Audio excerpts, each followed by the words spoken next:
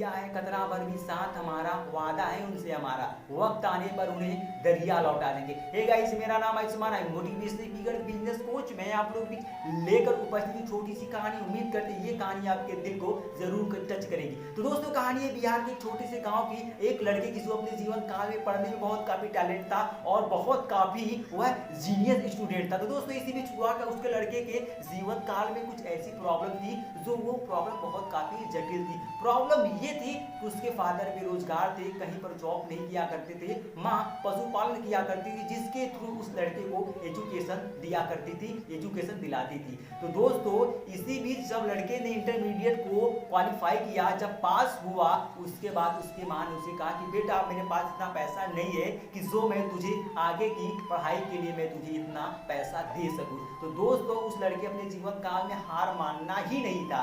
तो दोस्तों, उस लड़के ने जाकर अपने भाई से मदद मांगा, गुहार मांगी, लेकिन उसके भाइयों ने उसे मदद करने के लिए इनकार कर दिया। तो दोस्तों, उस लड़के ने कहा कि मैं अपने जीवन काल में मैं अपने वक्त और हालात को देखकर मैं अपने सपने को बिखरने नहीं दूंगा। तो दोस्तों, इसी में उस लड़के ने अपने जीवन काल में परदेश जाने की योजना बनाई और अपने माँ से अनुमति लेने के बाद उस लड़के ने परदेश जाने के लिए प्रस्थान किया और वह एक्चुअली जाकर वह परदेश पहुंच गया।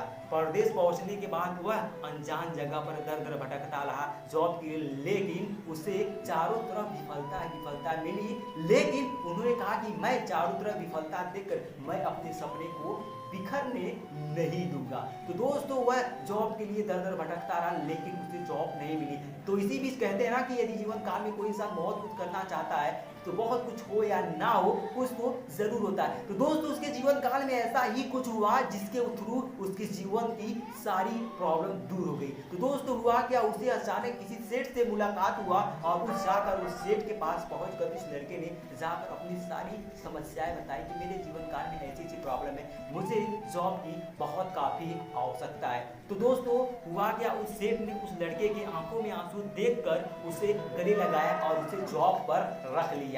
तो दोस्तों, वह लड़का इतना जीनियस था, इतना टैलेंटेड था कि वह सेठ उसके जॉब से, उसके काम के अंजाम से बहुत काफी एक्साइटेड हुआ, बहुत काफी खुश हुआ और सेठ ने उसे थोड़ा थोड़ा काम को जानकारी देता गया, सिखाता गया। वह दोस्तों, देखते ही देखते उस काम का इतनी बड़ी वह महारथी हो गया, वह इतनी बड़ी ज्ञान को हासिल कर लिया कि वह उस कंपनी में इतनी बड़ी सीईओ के पोस्ट पर उसे पोस्ट कर दिया गया। देखते देखते वो अपने जीवन काल में बहुत से बड़ी कामयाबी को हासिल कर लिया।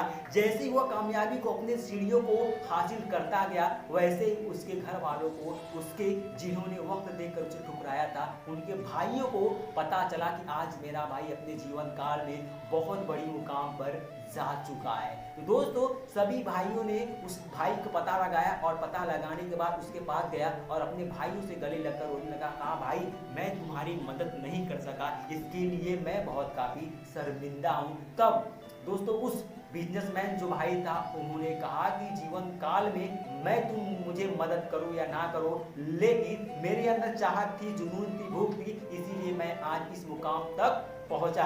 अगर तुम मेरा मदद करते तो मैं शायद इस वक्त जहां पर मैं हूं वहां पर मैं नहीं पहुंचता। इससे भी बहुत काफी खुश होकर वह लड़की अपने जीवन काल में अपने भाई के साथ मिलजुल कर रहने लगा। तो दोस्तों, ये कहानी हमें सिखाती है कि अपने जीवन काल में किसी भी व्यक्ति को किसी भी प्रॉब्लम देकर उससे कभी रिश्ता या नाता नहीं तोड़ना चाहिए, कभी उसे जज नहीं करना चाहिए। कि जिंदगी में अगर किसी भी इंसान के अंदर कुछ करने की चाहत है, कुछ करने की जुनून है, कुछ करने की भूख है, तो उसकी वक्त और हालात बदलने में वक्त नहीं लगता। तो ये गाइस, ये कहानी हमें सिखाती है आज से हम जीवन काल में जो भी हमारे से मदद करने के लिए आता है, उसके लिए हमेशा हमें तत्पर रहना है। तो दोस्तों, उम्मीद करते हैं छोटी स्टोरी आपको लगी कैसी, कमेंट बॉक्स में जरूर बताइएगा।